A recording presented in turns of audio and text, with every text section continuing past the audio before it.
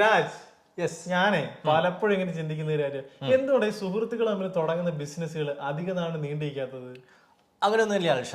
കാരണം വെച്ചാൽ സുഹൃത്തുക്കൾ ചെയ്ത ബിസിനസ് സക്സസ് ആയിട്ടുണ്ട്, അതല്ലെങ്കിൽ സുഹൃത്തുക്കൾ ചെയ്ത ബിസിനസ്സും നീണ്ട നാളെ പോവാത്തൊന്നുണ്ട്. അതിൻ്റെ പ്രധാന ചില പോയിന്റ്സ് നമ്മൾ ശ്രദ്ധിച്ചാൽ മതി. ആദ്യത്തെ പോയിന്റ്സ് പറഞ്ഞാൽ ലീഡർഷിപ്പ് സ്കില്ലാണ്. കാരണം വെച്ചാൽ ഈ സുഹൃത്തുക്കൾ തമ്മിലുള്ള ഏതെങ്കിലും ഒരാൾക്ക് ലീഡർഷിപ്പ് സ്കില്ലില്ലെങ്കിൽ തീർച്ചയായിട്ടും ആ ബിസിനസ് അധികം നാളെ നീണ്ടു പോവില്ല. അതെ അതെ അതെ. കാരണം വെച്ചാൽ ബിസിനസ്സിൽ നമുക്ക് എടുക്കുന്ന ചില ഡിസിഷൻ ആയിരിക്കാം, അത് ലീഡർഷിപ്പ് സ്കിൽ ഉണ്ടായാൽ മാത്രം നമുക്ക് ഇനിഷ്യേറ്റീവോ ബാക്കി ഡിസിഷൻസ് എടുക്കാൻ കഴിയുള്ളൂ.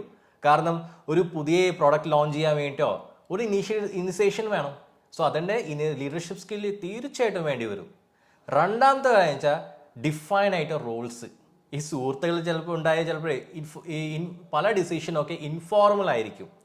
പക്ഷെ ആ ഡിസിഷനൊക്കെ കൃത്യമായിട്ട് റോൾ ക്ലാരിറ്റി ആയിട്ട് സുഹൃത്തുക്കൾ തമ്മിൽ ഉണ്ടെങ്കിൽ തീർച്ചയായിട്ടും ആ ബിസിനസ് നല്ല രീതിയിൽ പോകും. അതെ അതെ അതെ.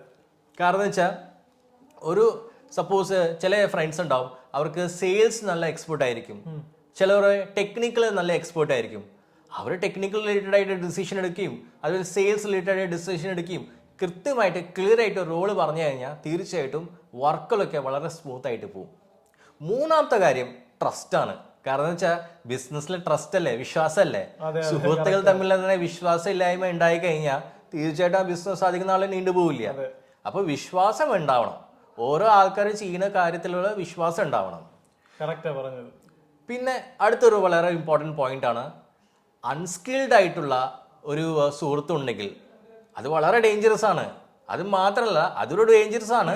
രണ്ടാമത്തെ ഡേഞ്ചറസ് എന്ന് പറഞ്ഞാൽ ആ സുഹൃത്ത് ഡോമിനേറ്റിംഗ് കൂടി ആയി കഴിഞ്ഞാൽ തീർച്ചയായിട്ടും ആ ബിസിനസ് അധികം നാളെ പോവില്ല.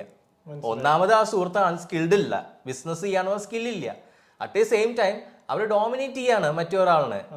അപ്പൊ കൃത്യമായിട്ടുള്ള ഡിസിഷൻസോ കൃത്യമായിട്ടുള്ള കാര്യങ്ങളൊന്നും സ്മൂത്ത് ആയിട്ട് ബിസിനസ് പോകത്തില്ല. അടുത്തൊരു പോയിന്റ് എന്ന് പറഞ്ഞു കഴിഞ്ഞാൽ റൈറ്റ് ഡിസിഷൻസ് ആണ്.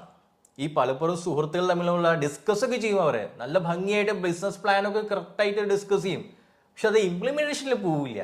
കാരണം വെച്ചാൽ അത് കൃത്യമായിട്ട് ഡോക്യുമെന്റ് ചെയ്യില്ല. അപ്പോൾ ഇങ്ങനെയുള്ള ഡിസ്കഷൻസ് കൃത്യമായിട്ട് ഡോക്യുമെന്റ് ചെയ്ത് അത് റൈറ്റ് ടൈമിൽ ഡിസിഷൻ എടുത്തു കഴിഞ്ഞാൽ തീർച്ചയായിട്ടും 100% ഉറപ്പാണ് ആ ബിസിനസ് സക്സസ് ആയിട്ട് പോകും. അല്ലേ? ഇപ്പൊ രാജ് പറഞ്ഞതിനോട് ഞാനൊന്ന് ആഡ് ഓൺ ചെയ്യണം. അതായത് രാജ് ഫസ്റ്റ് പറഞ്ഞ ലീഡർഷിപ്പിനെ കുറിച്ചിട്ടാണ്. അപ്പൊ നമ്മള് ഈ ബിസിനസ്സിലേക്ക് നോക്കുമ്പോഴത്തേക്കും ഇപ്പം രണ്ട് സുഹൃത്തുക്കളായിരുന്നു, അവരുടെ സൗഹൃദത്തിന്റെ പേരിൽ അവർ പറഞ്ഞു നമുക്ക് ബിസിനസ് തുടങ്ങാം. അപ്പൊ എന്തെങ്കിലും ഒരു ഐഡിയ അപ്പൊ അവർക്ക് ആസ് ഓഫ് നൗ തോന്നിയത് കണ്ടിട്ടായിരിക്കും അവർ ബിസിനസ്സിലേക്ക് വരുന്നത്. പക്ഷെ ഈ ബിസിനസ്സിലേക്ക് വരുമ്പോഴത്തേക്കും നമുക്കറിയാം ബിസിനസ്സിന് ഒരുപാട് പില്ലറുണ്ട്. Sales, finance, purchase, accounts, HR, ഇങ്ങനെ നമുക്ക് ഇത്രയും 5-6 പില്ലേഴ്സ് നമുക്ക് കോർ ആയിട്ടുള്ള പില്ലേഴ്സ് ഉണ്ട്. അപ്പൊ നമ്മൾ 1, 2 അല്ലെങ്കിൽ അതിലധികം എത്ര പാർട്ട്നേഴ്സ് വരുന്നോ ഈക്വലായിട്ട് ഇതിൽ ഈ പറഞ്ഞ ഓരോ കോർ പില്ലേഴ്സും ആരൊക്കെയായിരിക്കും അത് മാനേജ് ചെയ്യുന്നത് അല്ലെങ്കിൽ അതിനെ ഹെഡ് ചെയ്യുന്നത്, ഇത് ഭയങ്കര ഇമ്പോർട്ടൻ്റ് ആണ്.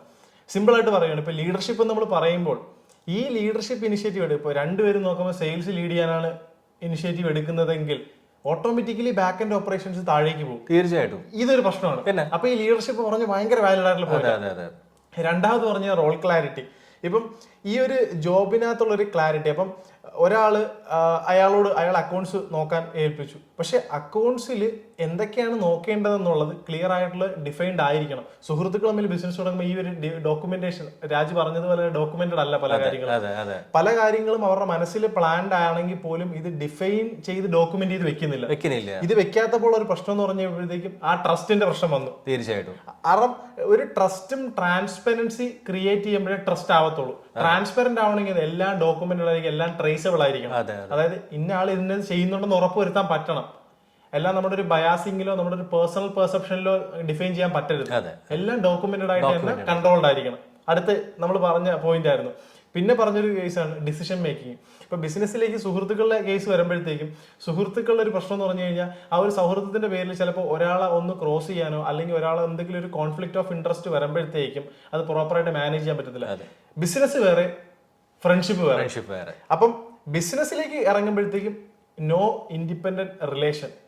അപ്പം ഇവിടെ എന്ന് പറഞ്ഞു കഴിഞ്ഞാൽ സിംഗിൾ എൻറ്റിറ്റീസ് ആണ്. അപ്പം അതിനനുസരിച്ച് മാനേജ് ചെയ്ത് കഴിഞ്ഞാൽ ഈ പറഞ്ഞ ഫ്രണ്ട്ഷിപ്പിൽ ബിസിനസ് സക്സീഡ് ആവും. ഇതാണ് രാജ് പറഞ്ഞതിന്റെ ചുരുക്കം. സത്യമാണ്. സോ ഈ ഒന്ന് സുഹൃത്തുക്കൾ ചെയ്യുമ്പോൾ ബിസിനസ് ചിലപ്പോൾ സക്സസ് ആവാം. അതെ, ഇതൊക്കെ കൊണ്ട് തന്നെയാണ് ഇവിടെ സക്സസ് ആവുന്നത്. നീണ്ടു നിൽക്കി പോകാത്തതിന്റെ റീസൺ ഇതാണ്. അതെ അതെ അതെ. അപ്പം രാജ് വളരെയധികം ഓക്കെ, ഉപകാരമുള്ള ഒരു ഇതാണ് ഇൻസൈറ്റ് ആണ് രാജ് തന്നത്. Thank you. Thank you.